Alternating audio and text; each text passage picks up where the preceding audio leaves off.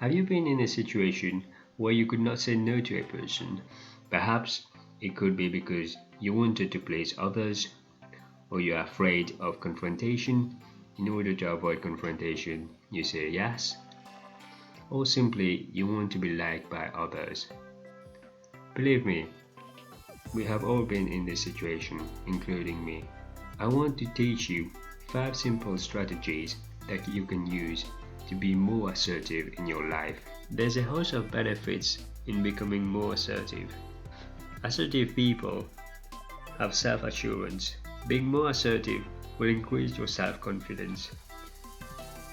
You will feel less stress when dealing with demand and criticism. Assertive people are treated with respect, and you will be well perceived by others.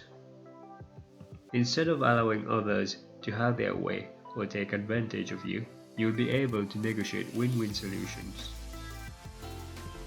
Being assertive will allow you to be your true self. You won't have to agree to do things that you don't want to do anymore. Somebody assertive states their rights, needs, and opinions clearly so that people take notice. An assertive person asks for what they need without demanding or being disrespectful to others. In order to be more assertive, I think it's very important that you understand the 3 communication styles. The first is being passive. This is where you allow people to decide for you. Passive style is, although they know what they want, they would deny their wants or needs and sacrifice at their own expense to please others. Aggressive style is when the person decides for others and only care about getting their own way. They're usually mean, dominant, and inconsiderate of other people. They tend to alienate others. The last one, assertive style, is when you're aware of other people's wants and are respectful. When you're assertive, you feel content and express your emotions and wants honestly and directly. You tend to find a balance and a compromise. In most situations, being assertive is the best style that you can adopt. There's also passive-aggressive style, where there's a mix of both being passive and aggressive. Tip number 1. Value yourself. One of the most important things you need to learn to be more assertive is to value yourself. If you do not value yourself, how can you expect others to respect or value you? You need to know that you are sufficient.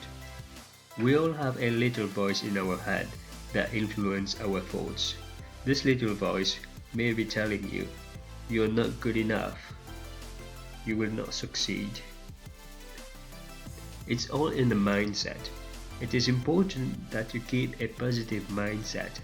You need to tell yourself regularly that you can do it. Don't allow your limiting belief to ruin your potential. By developing a habit of positive statements regularly, you will strengthen your belief and begin to value yourself, and this will be one of the stepping stones in becoming more assertive. Tip number 2. Know your rights. Think about this. Most unassertive people appear to be unaware of their fundamental rights. They allow other people to step on their toes. It's important that you know that you have a Bill of Rights. Here are 3 examples of rights that I have for myself. I have the right to say what I think. I have the right to express my emotion. I have the right to ask for what I want. You can set your own Bill of Rights. These rights are aimed to give yourself permission to be more assertive. Tip number 3. Speak up. Now that you value yourself and you know your rights, you need to know exactly what you want. Imagine you're at the bank and you're waiting patiently in the queue to be served by the cashier. Out of the blue, somebody walked in front of you and tried to jump the queue. How would you respond? I bet you would be angry about it, or upset at least. Would you voice your emotion and fight for your rights to be respected in that situation? I know for sure that in the past I would probably have not said anything about this, but nowadays I would fight for my rights. I may say something like, Excuse me, I have waited in the queue to be here. Could you queue up like everyone else, please? You need to voice your needs and wants. Speak clearly and honestly, and be direct. You need to learn to say no if you have to refuse a request. It is paramount that you stay polite and tactful when you make these requests. Tip number 4. Stand up for yourself. One common trait among people who value themselves is that they ensure their rights are respected. They set personal boundaries to protect their rights and live in alignment with their core values. If someone attempts to overstep their boundaries, they won't be afraid to confront that person. We have been grown up in a society where we think that confrontation is bad. Let me tell you that confrontation is not always bad.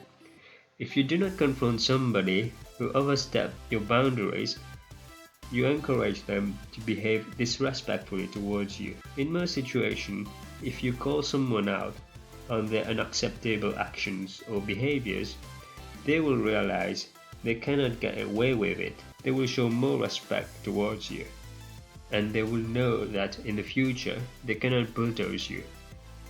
I want to stress that when you do so, be very respectful and firm at all times. Make sure that you don't inflame the situation. Your intention is to diffuse the situation and make sure that your rights are respected. In most situations in our society, standing up for yourself would give you the best results. However, in some rare situations where you may be threatened by somebody who's trying to steal you with a knife, then confrontation is not the best of solution because it can cost you your life. Tip number 5. Use effective phrases. There are many phrases out there that you can use to be more assertive. I want to give you 3 practical phrases that you can use instantly. The first one is to use a broken record. The broken record is where you stick to your point until the other person accedes to your request or agrees to compromise. Let's say you want to buy a bag in a store and found that there was something about the bag that was not working and you want to return it. The person on the other side of the counter does not really want you to have your money back and try to persuade you to get a voucher so that you can buy something else. But you really want your money back. You don't want to get anything else from the store. So what you do is you keep saying that I want my money back because I don't want anything else from the store. So you stick to your point until the other person accedes to your request or agrees to some compromise that satisfies you. The next effective phrase is a very popular one. It's the I statement. The I statement is where you say something about yourself.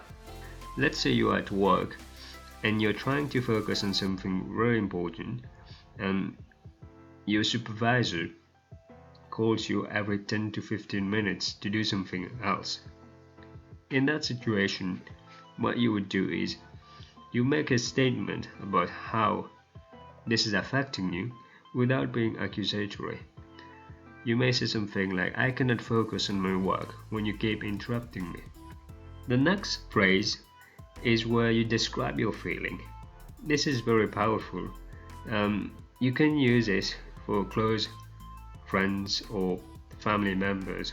For instance, if your partner has been returning home late for a few days and that upsets you, you could say, when you come home late, I'm concerned. In order to get the most out of this video, I want to invite you to observe people around you, how they are interacting, and see whether they are assertive, passive, or aggressive. And I want to invite you to start using the effective phrases. Let me know in the comment section whether these strategies are helpful for you, and I hope this video is useful.